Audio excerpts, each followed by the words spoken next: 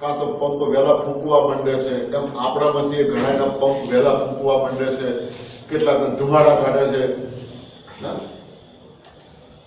પછી પેટ્રોલની ગાડી છે, પેટ્રોલ તમે નાખ્યું છે, ડીઝલની ગાડી છે, તમે ડીઝલનો ઉપયોગ કર્યો છે, છતાં એને ચાલુ કરવા માટે પણ આખી એક સિસ્ટમ છે કંપનીએ બતાવેલી.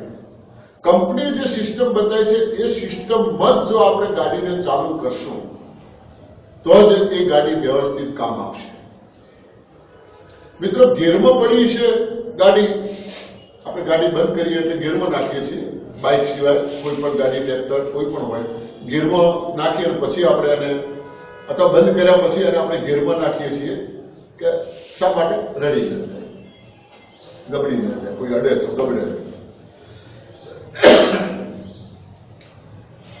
તો ચાલુ કરવા માટે ફરી પાછું આપણે ચાવી અંદર નાખીશું તો પહેલા